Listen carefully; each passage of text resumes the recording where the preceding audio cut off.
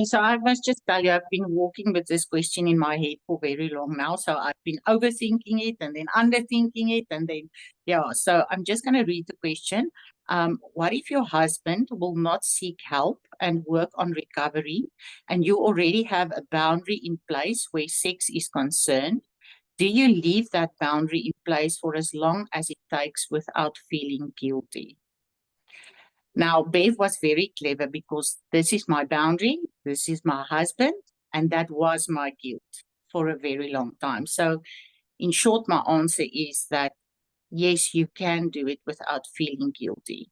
That is that is now my personal experience because I put the boundary in place, and I think Bev will tell you how horrible it was for me. I was totally in a state. So I the boundary, you must also always ask yourself, what is your motivation? I think, like Thomas said now, is it a threat for him to get help? Or did you put that boundary in place to feel safe? So mine was totally to feel safe because although we didn't have, there was no sexual intercourse between us, but I was sleeping with him in the same bed. So if he would touch me or hold me, it would usually lead to sex. And it was like my body reacted to that. So I couldn't feel safe. I didn't feel safe. My husband is not in recovery. I don't know, can I trust him again? And I went down this road a few times where there was a short period of trust and I would give in and then the trust would be broken. So for me, it was just absolutely my motivation for the boundary was to feel safe. I didn't feel safe if he is not going to go into recovery. So I think that that is the first thing you should make out in your mind. Why did I put this boundary in place? And it's not for him to get help. For him to get help will make you feel safe. But the reason, the primary reason that boundary is there is for you to feel safe. Are you going to feel guilty? Definitely. I felt guilty because my husband's reaction was, uh, uh, I think, from his insecurities. He saw this as rejection. He shouted at me. We had a big fight after that. He said to me that I don't love him and then our marriage is going to end. And that put a lot of guilt on me. I walked with that guilt. And even in some areas of my friends, they would come with the Bible, where I think there's a passage in the word that it says that you shouldn't, stay away from each other without consent, and that was put on me.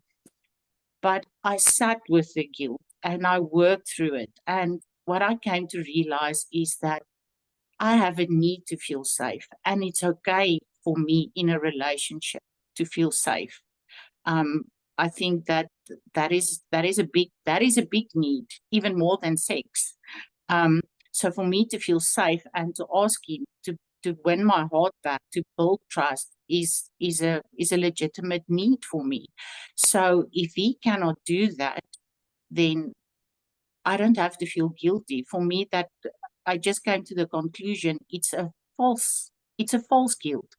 And it's a lot of codependency because if you are willing to put your need aside for the sake of him having his needs met, that for me was just showing a lot of codependency from my side. So I think, and the guilt came again, and then I would sit with that guilt and I would work through it, and I would see that no, I don't have anything to feel guilty about. And even if my marriage ends because there's no sexual intercourse, it's not going to be that because of the fact that we were not sexually intimate.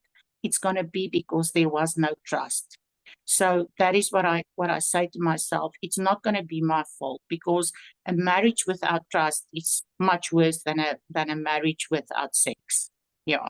So yeah, that is from my personal experience, and I think it's longer than a year now that we are sleeping in separate bedrooms. And it's not nice. It's lonely because I also want to be sexually intimate. It's also a need of mine. But I felt like you are actually betraying yourself if you give in um, and you do not feel safe.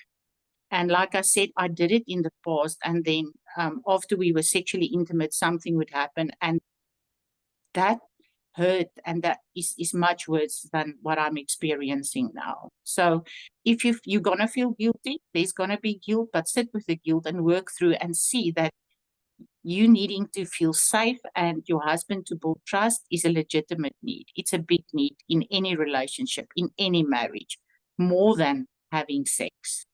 Yeah.